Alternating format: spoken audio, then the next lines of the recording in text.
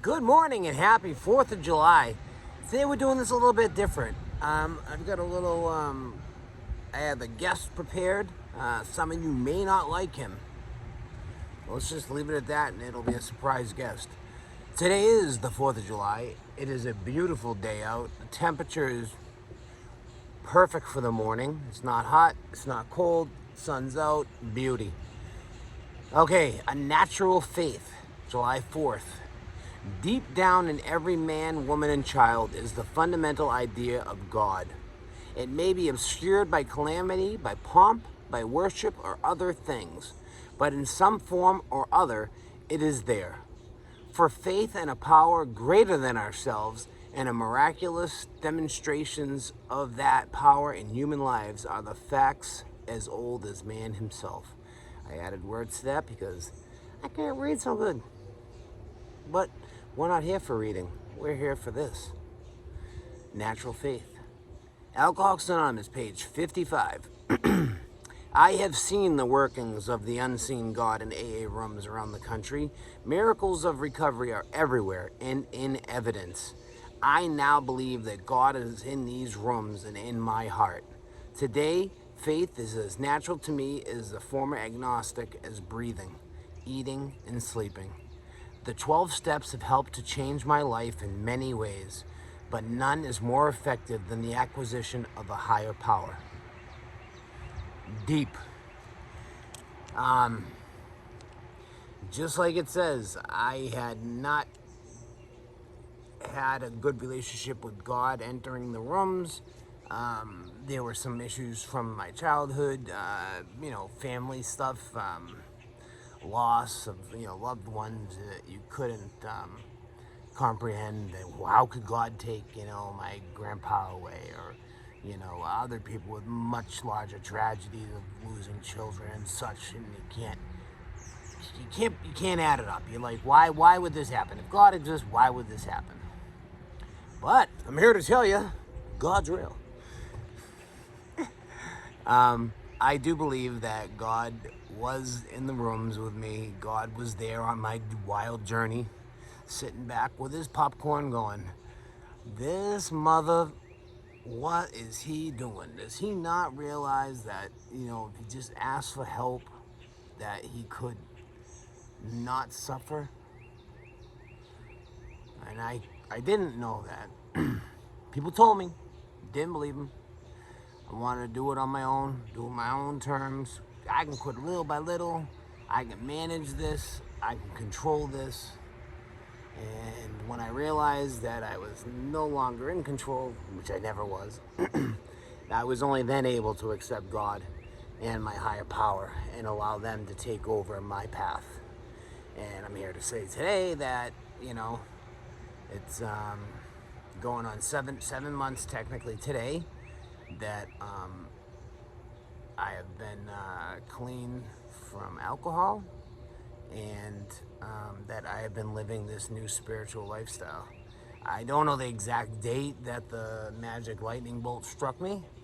I just knew that I was doing much better right off the rip when I made that final decision. I moved in with my parents. I couldn't live alone and do this because it was just, the voices were way too loud. The depression was way too deep. And it's a lot easier to isolate when you live by yourself. So if you do have friends or family, find solace in their company, even if they aren't the people you want to be around. As long as they're not tempting you to use. Well, that's another tough one. Let's not say tempting you to use, because sometimes your parents or other loved ones can trigger you, but a safe environment where you know that you can be held accountable for what you have to do. To me, it was a necessary step for me to get to the next step of the independence. I couldn't do it on my own. I wasn't going to be like, like to live with somebody else and to have to keep your dirty little secret and still be sneaking around to do it. It's not like your fear of getting caught is very low, and therefore your ambition to get clean is also very low. So Utilize whatever you can. Use the rooms. Use the feeling in the rooms. Believe that there is a higher spirit and that there is a God that is watching over you, that can help you lift your burden, lift your pain, make you feel better, and in the end, turn you into a better person. Someone who cares about other people.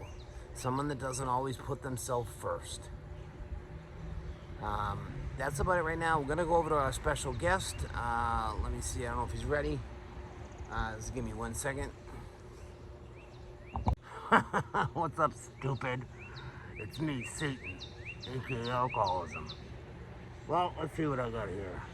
I don't have no fancy paper. I got a tablet.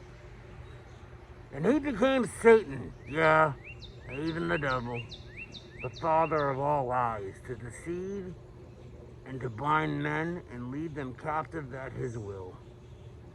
The battle over man's God-given agency continues today.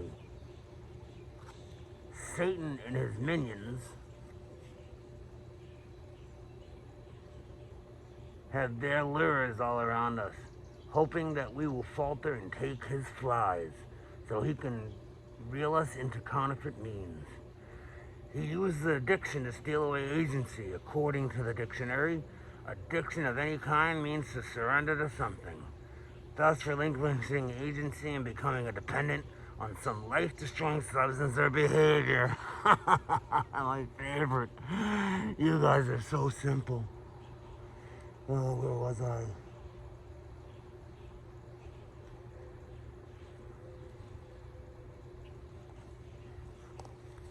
Researchers tell us there's a mechanism in our brain called the pleasure center. I love it there.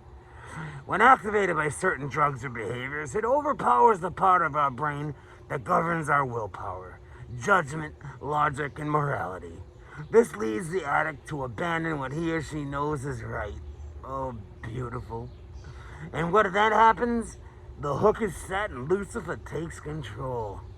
Satan knows how to exploit and ensnare us with artificial substances and behaviors and temporary pleasure.